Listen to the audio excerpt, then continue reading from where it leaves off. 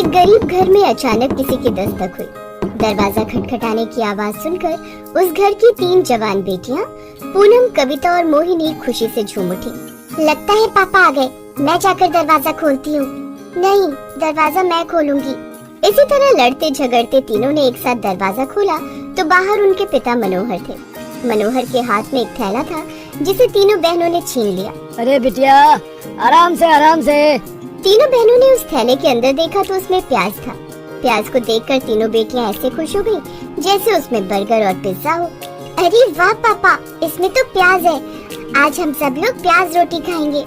हाँ मोहिनी, रोज रोज नमक और रोटी खाकर हम लोग बोर हो चुके थे। प्याज को देखकर वो तीनों बहनें इतनी ज्यादा खुश हो गयी, जिनकी खुशी देखकर मनोहर की आंखों से आंसू छलक पड़े। मैं कितना खुशनसीब हूँ कि मुझे ये तीनों बिटियां मिली। सिर्फ प्याज देखकर इतनी ज्यादा खुश हो गई जैसे उन्हें बहुत बड़ा कोई उपहार मिल गया हो। दोस्तों, मनोहर एक गरीब किसान था। दूसरों के खेतों में मेहनत मजदूरी करके अपनी बेटियों को किसी तरह से पढ़ा लिखा रहा था।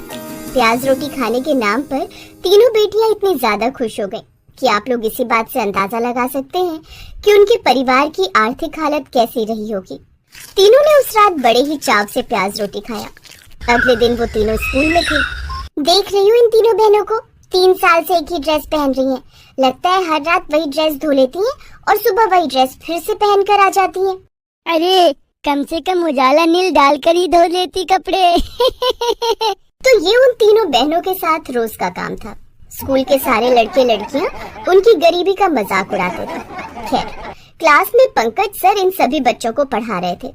बच्चों, तुम लोगों के लिए एक बहुत बड़ी खुशखबरी है और हमारे स्कूल के लिए एक बहुत बड़ा मौका। सभी बच्चे खुश हो गए। सर, हमारे स्कूल में कोई खेल प्रतियोगिता होने वाली है क्या? कुछ ऐसा ही समझ लो। आधे घंटे बाद प्रिंसिपल सर ने बाहर गार्डन में सबको बुलाया है। वो तीनों बहनें भी बहुत खुश हो गयी। सभी बच्चे स्कूल के गार्डन में इकट्ठा हो गए। सभी लोग प्रिंसिपल के आने का इंतजार करने लगे। दीदी, इस बार स्कूल में जो कंपटीशन होगा हम तीनों ही जीतेंगे, जिससे हम अपने स्कूल का और अपने पापा का नाम रोशन करेंगे। ये लो, जिनके घर में मोमबत्ती तक नहीं जलती वो लोग अपने पापा और इस स्कूल का नाम रोशन करने के सपने देख रहे हैं। इतने में वहाँ प्रिंसिपल की एंट्री हो गई। बच्चों, शांत हो जाओ और मेरी बात ध्यान से सुनो। इस 15 अगस्त हमारे स्कूल में एक फैंसी ड्रेस कंपटीशन होने वाला है और यहाँ पर और भी स्कूल के बच्चे पार्टिसिपेट करेंगे और उस दिन हमारी तरफ से ही सभी बच्चों को बहुत अच्छा और लजीज खाना भी दिया जाएगा। इसलिए सभी लोग कंपटीशन की तैयारी जोरदार से शुरू कर दो। दीदी, लगता है ये कंपटीशन हमारे लिए नहीं है। नेगेटिव बातें मत कर, हम भी इसी स्कूल में पढ़ते हैं और ये मौका हम सभी बच्चों के लिए है। एक बार कोशिश करने में क्या जाता है। तो इस तरह से सभी बच्चों ने कंपटीशन की तैयारी शुरू कर। कुछ बच्चे तो स्कूल में जल्दी आकर रैंप वॉक और कैट वॉक की प्रैक्टिस करने लगे। ये तीनों गरीब बहनें भी प्रैक्टिस करने लगी, लेकिन इनका सभी लोग मजाक उड़ाने लगे। इसीलिए इन तीनों ने स्कूल में प्रैक्टिस करना बंद कर दिया और अपने घर में ही प्रैक्टिस करने लगी। कंपटीशन के 2 दिन पहले प्रिंसिपल ने सभी को एक बार फिर से बुलाया। आज 13 अगस्त है और परसों फैंसी ड्रेस कंपटीशन होना है। मैं नहीं चाहता कि हमारे स्कूल की इंसल्ट हो। मैं पूरी कोशिश कर रहा हूँ कि हमारा स्कूल ही ये कंपटीशन जीते। आप सभी लोगों ने इतने दिनों से तैयारी तो कर ही ली होगी। आप सभी लोग कल अपनी अपनी ड्रेसेस लेकर आना। मैं देखना चाहता हूँ कि तुम लोग क्या क्या पहनकर कंपटीशन में पार्टिसिपेट करने वाले हो। जहाँ सभी बच्चे खुशी से पागल हो रहे थे, वहीं पूनम, कविता और मोहिनी उदास लग रही थी। लेकिन सबसे बड़ी बहन पूनम अपनी दोनों बहनों को मोटिवेट कर रही थी। क्या हुआ मेरी प्यारी बेटियों, कोई बात है क्या? मैं देख रहा हूँ पिछले 10-15 दिनों से तुम तीनों आपस में ही कुछ न कुछ बातें किया करती हो और मुझे नहीं बताती। पापा, परसों 15 अगस्त वाले दिन हमारे स्कूल में एक फैंसी ड्रेस कंपटीशन होने वाला है। हम लोग बस उसी की तैयारी कर रहे हैं। अरे वाह, ये तो बहुत अच्छी बात है। करो करो, तुम लोग तैयारी करो, मैं तुम लोगों को डिस्टर्ब नहीं करूँगा। इतना कहकर मनोहर वहाँ से चला गया। तुम लोग ध्यान से सुन लो, पापा से ड्रेसेस के बारे में कुछ मत बताना। हमें पता है कि वो हम तीनों के लिए ड्रेस का इंतजाम नहीं कर पाएंगे और इस बात के लिए उन्हें बहुत गिल्ट फील होगा। हाँ दीदी, तभी तो मैंने पापा से कुछ बोला नहीं। हम लोग ऐसा करते हैं, हमारे पास जो भी बेस्ट ड्रेसेस है उन्हें अच्छी तरीके से धो लेते हैं और प्रेस करके कल ले चलेंगे। फिर जो भी होगा देखा जाएगा। ज्यादा से ज्यादा हमें कंपटीशन में नहीं जाने दिया जाएगा। और क्या। वो तीनों लोग अपने वही फटे पुराने कपड़े में से बेस्ट ड्रेसेस लेकर अगले दिन स्कूल पहुंच गए। सभी बच्चों ने अपने अपने टीचर्स को ड्रेस दिखाई। इन तीनों बहनों ने भी अपने अपने कपड़े दिखाए। दीदी, इसी बहाने हमें कल फैंसी ड्रेस कंपटीशन में बहुत अच्छा अच्छा खाना भी खाने को मिलेगा। हमने बचपन से अच्छा खाना नहीं खाया है। ये बात तुमने बिल्कुल सही कही मोहिनी। ये तीनों ड्रेसेस किसकी है? सर, ये तीनों ड्रेस हम तीनों बहनों की है। कैसी लगी आपको? बहुत ही वाहियात। तुम तीनों इस कंपटीशन में पार्टिसिपेट नहीं कर सकती। हमारे कपड़े अच्छे नहीं है तो क्या हुआ, हम पार्टिसिपेट जरूर करेंगे। अरे ज्यादा से ज्यादा हम लोग हार जाएंगे और क्या, लेकिन बिना लड़े ही हार मान जाना ये तो कायरता हो गई ना सर। लगता है तुम लोग मोटिवेशनल वीडियोस बहुत देखती हो आजकल। इतनी बड़ी बड़ी बातें करने से कुछ नहीं होता। ये फटे पुराने कपड़े पहनकर तुम लोग कंपटीशन में उतरोगी तो इससे हमारे स्कूल की इंसल्ट हो जाएगी, जो मैं बिल्कुल नहीं चाहता। चुपचाप मेरी बात मान लो, वरना इस स्कूल से निकाल दूंगा तुम तीनों को।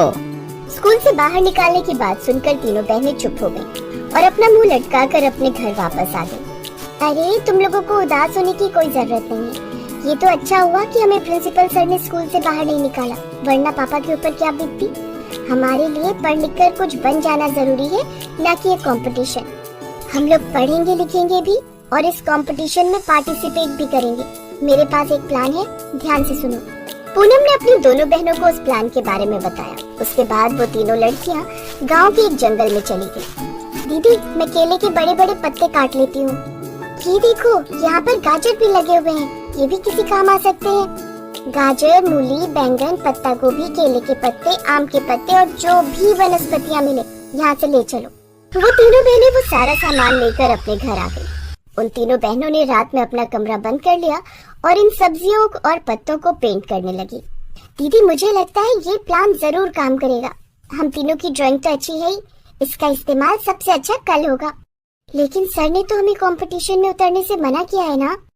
जब मन में है विश्वास और पूरा है विश्वास, तो हम होंगे कामयाब एक दिन।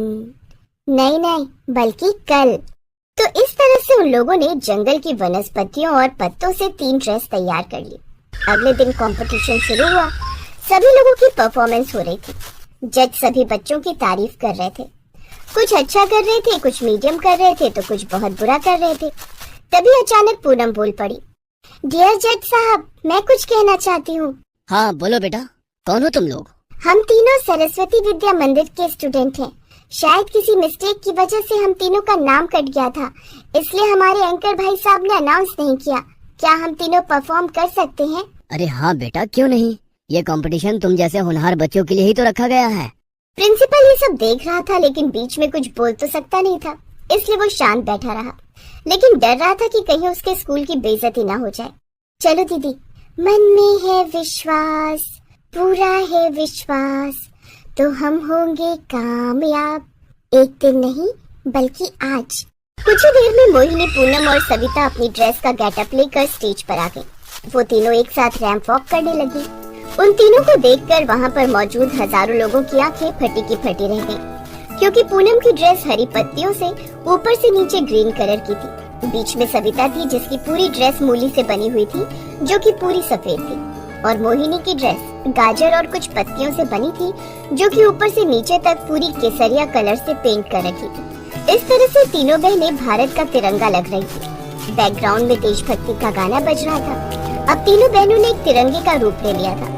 ये यूनिक ड्रेस और यूनिक रैंप वॉक देखकर सारे जज और सारी ऑडियंस खड़ी होकर जोरदार तालियां बजाने लगी और जय हिंद जय भारत के नारे लगाने लगी। जय हिंद जय भारत। कमाल कर दिया इन बच्चों ने। तुम तीनों की परफॉर्मेंस देखकर मेरी आंखों से आंसू छलक पड़े।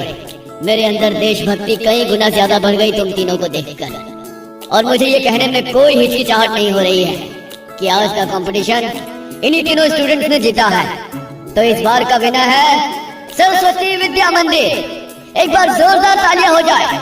और इन 3 बच्चों की पढ़ाई का और खाने का सारा खर्चा हमारी संस्था की तरफ से होगा। अब प्रिंसिपल को अपनी गलती का एहसास हुआ, क्योंकि उसने उन तीनों गरीब बहनों को कंपटीशन से बाहर कर दिया था। अब तीनों ने ही उनके स्कूल का नाम रोशन कर दिया था। आप सभी को स्वतंत्रता दिवस की हार्दिक शुभकामनाएं। जय हिंद। आदित्य ने माँ के गले लगकर कहा।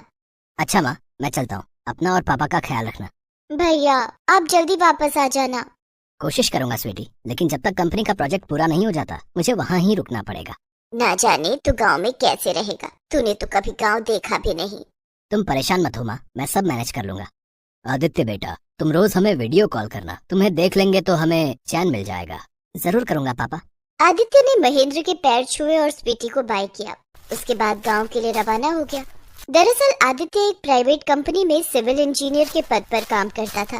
कंपनी की तरफ से उसे कुछ दिनों के लिए शहर से दूर भजनपुर गांव भेजा जा रहा था, जहां एक पुल बनाया जाना था। दिन भर के सफर के बाद आदित्य रात में भजनपुर गांव पहुंचा, जहां उसके रहने के लिए कंपनी की तरफ से एक गेस्ट हाउस बुक किया गया था। आदित्य ने वहां जाकर खाना खाया और आराम करने लगा। दूसरे दिन सुबह जब वो सोकर उठा तो उसके सामने एक बहुत सुंदर सी लड़की चाय लेकर खड़ी थी। तुम कौन हो और यहाँ क्या कर रही हो? हमारा नाम चुलबुल है। वो जो रामू काका है ना, जो इस गेस्ट हाउस की देखभाल करते हैं, वो हमरे बाबू हैं। बाबू बोले कि हम आपको चाय पिलाई दे, यही से हम आपके लिए चाय लेकर आए हैं। उठिए बाबूजी, चाय पी लीजिए, एकदम गर्मा गर्म है। चुलबुल अपनी लंबी चोटी को हाथ में लेकर खेलने लगी और हंसने लगी। आदित्य को चुलबुल का ये चुलबुला अंदाज काफी भा जाता है। ठीक है, मैं चाय पी लूंगा, तुम जाओ। रामू काका से कह देना कि मेरे लिए नाश्ते में आलू के पराठे बना दे। हम बाबा से कह देंगे, लेकिन उनके कहने का क्या फायदा, आलू पराठा तो हमको ही बनाना है। बाबा तो अभी बाजार गए हैं आपके लिए फल लाने। ठीक है। चाय पीकर आदित्य नहा धोकर तैयार हो जाता है। तभी चुलबुल उसके लिए आलू पराठे लेकर आती है। चुलबुल के बनाए हुए आलू पराठे आदित्य को बहुत पसंद आते हैं। अरे वाह, ये तो बहुत ही टेस्टी आलू के पराठे, एकदम अलग स्वाद है। चुलबुल अपने पिता के साथ उसी गेस्ट हाउस में रहती थी और गेस्ट हाउस की देखभाल करने में रामू की मदद करती थी। नाश्ता करने के बाद आदित्य अपने काम पर चला जाता है। गांव में आदित्य की देखरेख में पुल निर्माण का काम शुरू होता है। आदित्य मजदूरों से काम करवाता है। इसी बीच चुलबुल उसे गांव के बच्चों के साथ खेलती हुई दिखाई दे जाती है। चुलबुल कभी बदल का भेष बनाकर तो कभी दूसरे जंगली जानवरों की खाल ओढ़कर बच्चों को डराती और उनके साथ खूब मजे करती। बड़ी हंसमुख लड़की है, इसका बचपना अभी तक नहीं गया। हम शहर के लोगों को इतनी मस्ती भरी जिंदगी कहाँ नसीब होगी। ऐसे ही दिन बीत रहे थे। चुलबुल रोज आदित्य को चाय और नाश्ता बनाकर खिलाती और उसकी देखरेख करती। चुलबुल काफी केयरिंग नेचर की थी। वो गेस्ट हाउस के सारे काम करती, लेकिन इन सब के बीच उसका चुलबुलापन खत्म नहीं हो रहा था। धीरे धीरे काफी समय हो गया। देखते ही देखते 1 साल कैसे बीत गया पता ही नहीं चला। शायद इस गेस्ट हाउस में चुलबुल नहीं होती तो मैं भी एक मशीन बन गया होता। चुलबुल खाना भी बहुत अच्छा बनाती है, क्यों ना चुलबुल से शादी करके उसे शहर ले चलो। उसके हाथ का बना खाना मम्मी पापा खाएंगे तो बहुत खुश होंगे। आदित्य ने अपने मन की बात रामू को बताई।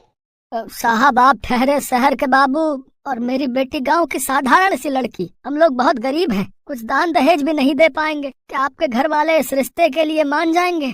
अरे रामू काका, आप इन सब की चिंता मत कीजिए, आप बस चुलबुल और मेरी शादी करा दीजिए। आदित्य के कहने पर रामू ने खुशी खुशी चुलबुल की शादी उसके साथ करा दी। आदित्य से शादी करके चुलबुल भी बहुत खुश थी। वो हंसते हुए बोली, अब हम लोग शहर कब जाएंगे?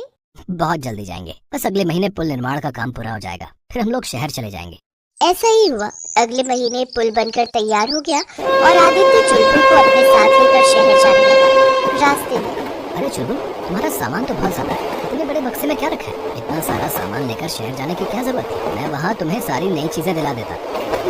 लेकिन हमको जो चाहिए वो शहर में नहीं मिला तो खेलने का सारा मजा ही किरकिरा हो जाएगा। चुलबुल, तुम वहाँ खेलने नहीं जा रही हो, वहाँ तुम्हारा ससुराल है, वहाँ तुम्हारे सास ससुर होंगे और एक छोटी ननद होगी। तो ठीक है ना, हम अपनी छोटी ननद के साथ खेल लेंगे। आदित्य हंसते हुए बोला। जैसी तुम्हारी मर्जी। आदित्य चुलबुल को लेकर शहर आ गया। घर आकर जब उसने डोरबेल बजाई तो हेमा ने दरवाजा खोला और गले लगाकर आदित्य का स्वागत किया। Welcome my son. आदित्य बेटा, तुम्हारे साथ ये गंवार लड़की कौन है? माँ, ये चुलबुल है, आपकी बहू। क्या मेरी बहू? तुझे शादी करने के लिए गांव की गंवारी मिली थी? शहर में लड़कियों का अकाल पड़ गया था क्या? हाँ भैया, माँ ने तो आपके लिए कितनी सारी मॉडर्न लड़कियों की तस्वीरें छाट रखी हैं कि जब आप आओगे तो आपकी शादी उनमें से किसी एक से करवा देंगे और आप इस गंवार को उठा लाए। ए ननद रानी, ज्यादा हमको गंवार गंवार ना कहो। आपके भैया को हमरे हाथ का खाना बहुत पसंद है, इसीलिए तो इन्होंने हमसे शादी की है। और आप भी परेशान मत हो, हम और आप सहेली की तरह एक दूसरे के साथ खूब खेलेंगे। मुझे आपके साथ नहीं खेलना। अरे तुम लोग दरवाजे पर ही सारी बातें कर लोगे या इन दोनों को अंदर भी आने दोगे? अब आदित्य ने शादी कर ही ली है तो हमें उसे स्वीकार करना ही होगा। आओ आओ बहू, तुम दोनों अंदर आओ। आदित्य और चुलबुल घर के अंदर आ जाते हैं और अपने कमरे में जाने लगते हैं। चुलबुल का बड़ा सा बक्सा देखकर स्वीटी ने कहा, माँ आपने देखा आपकी गंवार बहू का टिन का बक्सा कितना बड़ा है, जैसे इस बक्से में पूरा गांव उठा लाई हो। हाँ, ना जाने आदित्य को इस गंवार में क्या दिख गया, हमारी तो किस्मत ही फूट गई। इधर पड़ोसियों में खबर फैल गई कि हेमा का बेटा आदित्य शादी करके गांव की बहू लाया है। पड़ोस की औरतें हेमा के घर आईं। अरे हेमा, हमने सुना है कि आदित्य गांव से बहू लाया है, जरा हमें भी तो दिखाओ, हमने गांव की गंवार कभी नहीं देखी। हाँ, हम भी गांव की गंवार बहू देखना चाहते हैं। सबको दिखाऊंगी गांव की गंवार बहू, लेकिन अभी नहीं। हमारे घर में आज शाम को पार्टी है, पार्टी में तुम सब जरूर आना, उसी समय बहू से मिलवा दूंगी। तुम सब अपने अपने परिवार समेत आना। ठीक है, हम चलते हैं, शाम को आएंगे। इधर हेमा और स्वीटी मिलकर शाम की पार्टी की तैयारी करने लगे। जब तैयारी पूरी हो गई, स्वीटी शाम के 6 बज गए हैं, सारे गेस्ट आते ही होंगे, जा जाके अपनी गंवार बहू को तैयार करके ले आ। स्वीटी चुलबुल को तैयार करने के लिए उसके कमरे में जाती है, लेकिन चुलबुल तो कमरे में थी ही नहीं। पूरे घर में चुलबुल को खोजा जाने लगा, लेकिन चुलबुल कहीं नहीं मिली। मेहमान आने लगे हैं, न जाने बहू कहाँ रह गई, तुम सब मिलकर उसे ढूंढो। तभी मेहमान हेमा से चुलबुल के बारे में पूछने लगे। हेमा, कहाँ है तेरी गंवार बहू? उसे बुला जल्दी, हम उसे देखने आए हैं। हम भी तो देखें गांव की लड़की कैसी होती है। अब हाँ, अभी बुलाती हूँ, तब तक आप लोग शरबत पीजिए। हेमा शरबत का ग्लास सुजाता के हाथ में देने ही वाली थी कि लाइट चली जाती है और पूरे हॉल में अंधेरा छा जाता है और शेर के गुर्राने की आवाज आने लगती है। शेर के गुर्राने की आवाज सुनकर सारे लोग डर के मारे चीखने लगते हैं और तभी लाइट आ जाती है।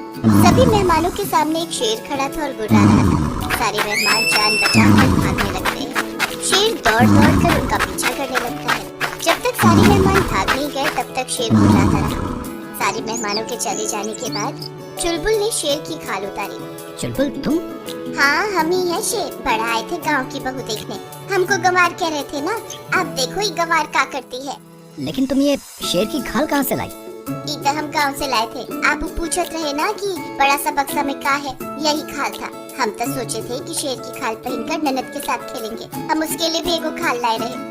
लेकिन यहाँ तो सब शहरी लोग हमरा की गंवार कहत रहे, तभी हम सोचे कि ऐसा बन के मजा चखाए दे। ये जो सारा सामान बिखर गया है, इसे कौन ठीक करेगा? ई तो हम 2 मिनट में ठीक कर दे सासू माँ, चिंता नहीं करो।